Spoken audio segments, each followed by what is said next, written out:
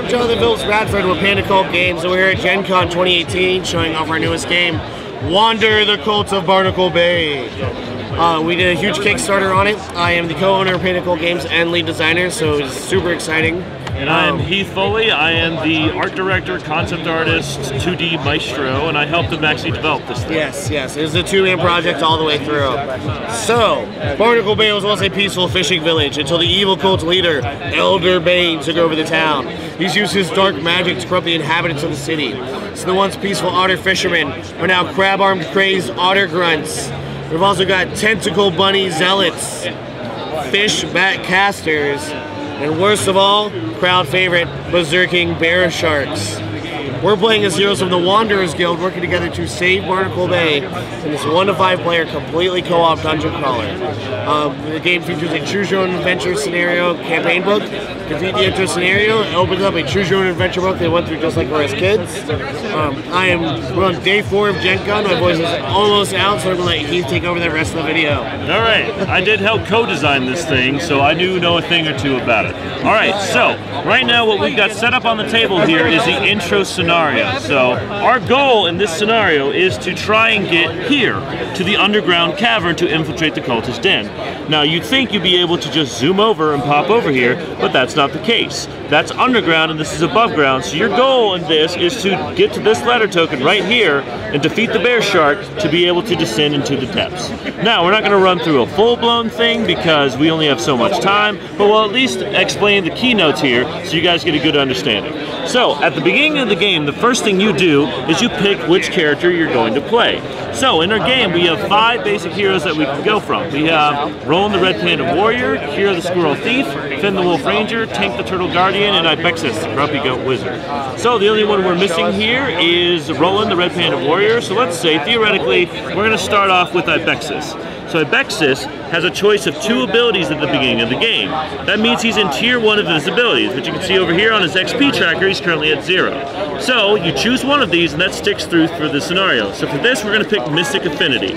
So when you are at the beginning, you try to decide, hey, who's going to go first? How do I know who's going when? So you look at your initiative tracker and you'll figure out, boom, and the number 1 slot is Tank.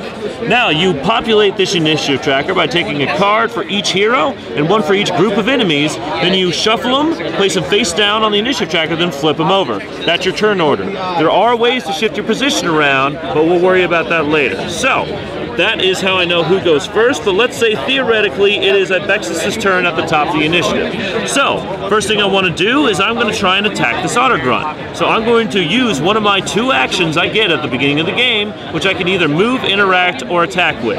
So I'm going to move over 2 spaces, and right now I'm in melee attack range of this otter grunt because I'm 1 space away.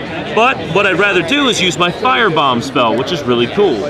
So basically with Firebomb, I'm going to be able to, if I roll a crit on our dice, which crits always explode in our game, I'm going to cause 1 damage AoE wound to everything in the same space. Now, there's nothing else in that space, not going to really worry about it too much, so I'm going to roll my attack against this otter grunt. So, if you can see from my item card right here, there is a 3 and a range symbol. What that means is that that's the amount of dice I'm rolling for my attack, and that's a symbol I'm looking for a successful roll. So, let's roll 3 dice and see if we can cause any damage to this otter. Alright, so I rolled a crit. Crits are great. Crits always count as successes, and then I get an explosive dice. So that's a 2nd success. Now, because of Mystic Affinity, I get +1 spell attack reroll, so I'm going to pick up another dice, reroll it. Didn't get another success, but you can see how I can get another chance. Now, the otter grunt has got a defense of 1. This is a static stat. The enemies in this game are automated, so no one has to control them. You just move them 1 space, and they'll try and attack the closest target, then the highest the initiative. But for this, I'm attacking him, so 2 damage. He's got 1 defense, take away 1 of those successes, and bam, that's damage I dealt to him. Now let's say the otter grunt's not happy about that, and he's attacking me next in the initiative order. Now he is rolling 1 damage automatically against me, so it's my job to defend against him. Now Ibexus is a little flimsy with his 1 defense, so I'm going to roll against that. Alright, I didn't roll a successful defense check, which is either a shield or a crit, so I ended up taking 1 damage on Ibexus. But that's not the end of the world, he's got a little bit more health. So that just explains the attack and damage system. Now, something that's important in the game is darkness tiles. So you notice on the board that there's these darkness with question marks. That means Elder Bane has shrouded the city in darkness. He's hid his best stuff there. So we don't know if it's going to be good or it's going to be bad. So it's up to us to try and figure it out. So if Tank went into this darkness tile here, it ends his movement action, and then we flip it over. Boom! Tank just found some treasure. Awesome! So we're going to look at the level 1 treasure item deck. So there's 30 cards per level of this, and it's going to add a bunch of variability to the gameplay. So the top card is the Worn Armor. So that's +1 defense, +1 HP. So that goes in Tank's item slot over here, and he gets extra health, extra defense.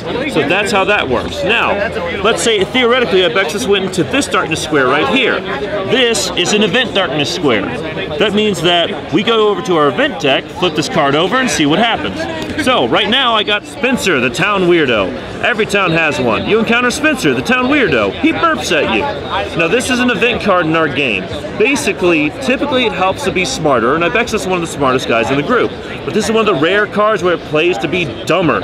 So, if the dumber I roll, the better it's going to go. So right now I take my intelligence check of 4 dice. I'm looking for axes or crits, and I'm going to roll. I hope I miss. Alright, so unfortunately I got 3 successes. So at 2+, you ask him if he needs assistance. He slaps you with his belt. Take 1 damage. So unfortunately, Abexis was a little too worried. Instead, if you rolled a 0 to 1, you just burp right back and get a health potion. So you can see, this is 1 of 65 event cards. So there's a lot of variability in that. So that's just a basic example of how the game works. So you'd be able to get to this ladder token, then the tile would actually flip over. So I can show you a quick example of that. So when you get to it, what would end up happening is in our campaign book, it will show you exactly how to lay this all out. But once you got to the ladder token, congratulations, you are now on the underground. So our campaign book would directly tell you how this works and where everything needs to be laid out. But you place your heroes and then you spawn enemies onto the board. Now you'd spawn them from our handy dandy spawn deck. So what you do is you take 1 spawn card per hero you have in the party per big tile you're playing on, and then you flip the card over. So you spawn that at the closest spawn point, and so I'd be spawning 1 caster at the closest spawn point to our players. And then you start going in a circular motion around the board until you ran out of spawn cards. Just to give you a quick idea of how it goes. So this is just the intro scenario. There's 24 scenarios total. There are, basically you can play through the campaign 3 full times, not play the same scenario twice. To play everything once, it's 50 hours of gameplay. There's 65 event cards, there's over 110 item cards, there's 5 available heroes in the base game, 7 more coming out as soon as the game launches, so we're really excited about getting this game out there. Currently, it's going to be for sale around sometime in January of 2019, and we're really excited about that. But first things first, we got to take care of our Kickstarter backers. They're a big reason we made this happen. We raised $250,000 for it, and we can't thank those guys enough. They are a huge, titanic help in helping us make our dreams come true.